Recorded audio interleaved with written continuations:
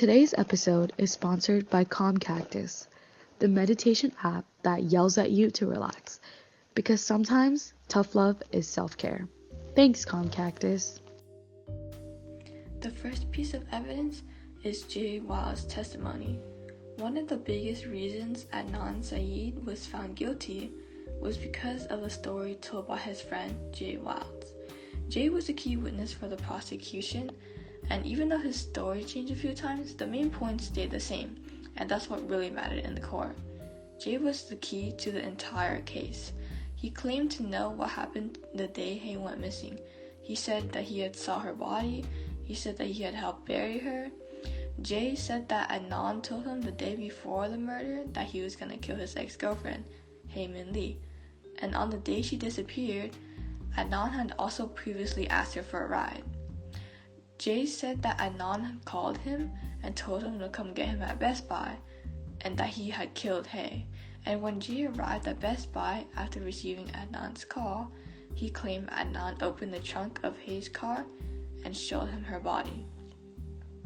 Jay said they later drove around trying to figure out what to do, and then that evening they went to Lincoln Park, where they buried her body together.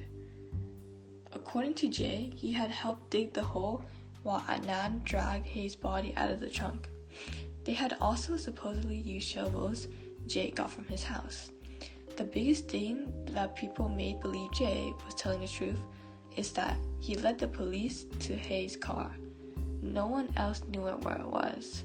This made his story seem real, like he must have actually been there. And even though there were problems with Jay's timeline and some of the details changed in different interviews, the main parts of his story never changed. The murder confession, the body in the trunk, and the burial were all the same. And when the police looked at Adnan's cell phone records, the calls lined up pretty well with what Jay said, and that combination of Jay's story and phone data made the jury believe that Adnan really did it. So after some investigation, evidence showed that calls were made that correlates and matches the testimony that was given by Jay Wilde, which was the prosecutor's main witness. Prosecutors argued that the cell tower pings connected Adnan to the area where Heyman Lee's murder was done and where her dead body was found. So, the prosecutors pointed out an incoming call that was made at 7:09 during the evening. This incoming call pinged a cell tower close by Lincoln Park, same place where Heyman Lee's dead body was found.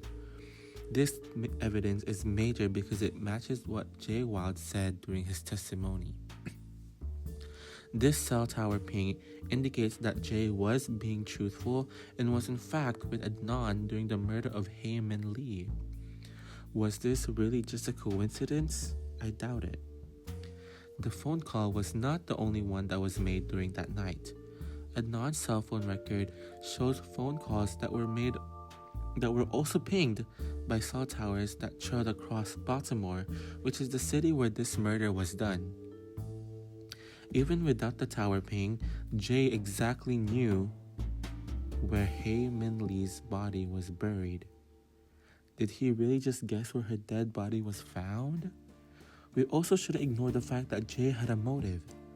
Also, let us not forget that Adnan had no strong alibi and just had a foggy memory, which was, of course, convenient.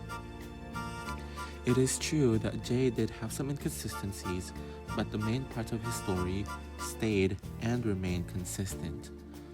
Adnan did kill Heyman Lee and show Jay where they then buried the body. We would like to thank our sponsor, Quantum Flop, the only cloud service that still pretends your data is private. Fast, sleek, and questionably secure. Just how you like. DNA evidence is usually one of the strongest pieces of proof in a criminal case. It can either point directly to someone or completely rule them out. In Adnan's case, the DNA evidence didn't directly do either, but that doesn't mean it helps him. In fact, it may have made things more suspicious. One important fact that is, Adnan's DNA was not found on Heyman Lee's body or in her car. This might sound like it helps his case, but when you look closer, it doesn't really prove his innocence. First of all, just because someone's DNA isn't found at a crime scene doesn't mean they weren't involved.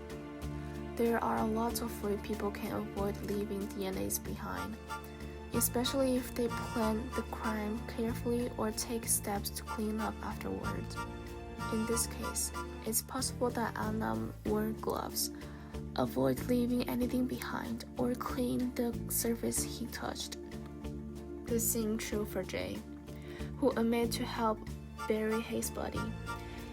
His DNA wasn't found in his car either, but he still knew things only someone involved in the crime would know, like where her car was and how she was buried. Another important point that is, while there was DNA found in his car, none of them matched a random stranger. In other words, there was no unknown killer DNA left behind. That makes it less likely that someone totally unrelated to case did it. This supports the idea that whoever killed Hay was someone she knew, someone who could have planned everything and been careful enough not to leave DNA. Adnan, who had recently gone through a breakup with Hay and had a possible motive, fits that description.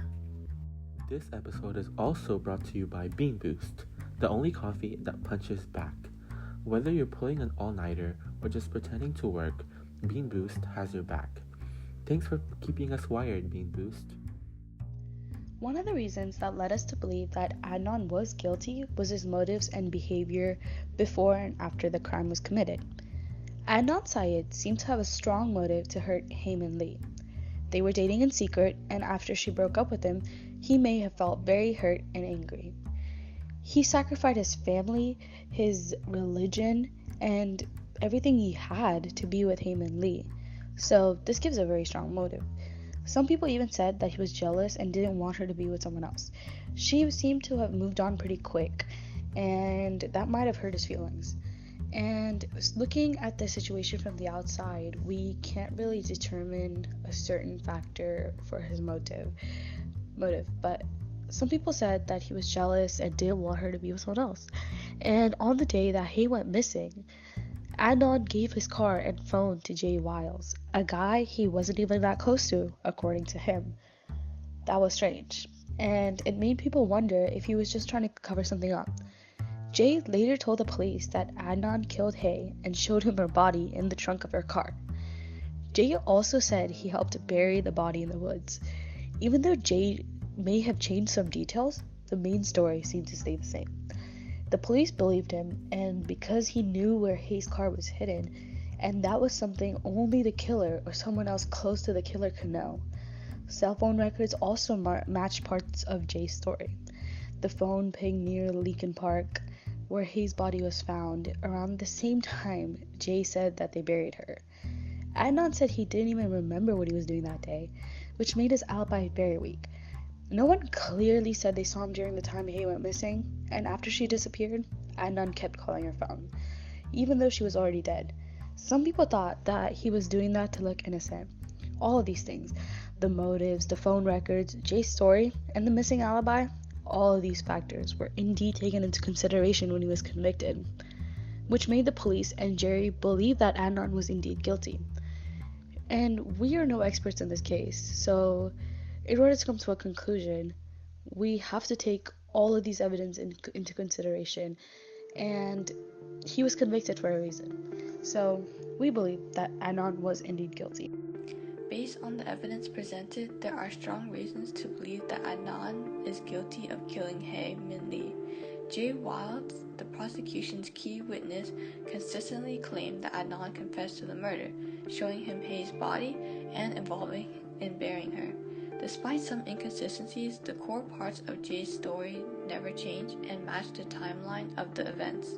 The fact that Jay knew where Hay's car was hidden, something only the killer or someone closely involved would know, which strongly supports his credibility. Cell phone records further backed Jay's testimony with a crucial 7:09 p.m. call pinging a tower near Lincoln Park where Hay's body was buried. This call, along with others throughout the day, followed a path across Baltimore that aligned with Jay's version of events. Although Adnan's DNA was not found in Hayes' car or on her body, that doesn't prove innocence, as a careful killer could have avoided leaving any behind. Jay's DNA wasn't found either, yet he clearly knew intimates would detail about the crime. The lack of foreign DNA also weakened the argument that random stranger committed the murder. Adnan's behavior was suspicious, giving his phone and car to someone he wasn't close to, having no clear alibi, and continued to call Hay after she was already dead, which added to suspicious.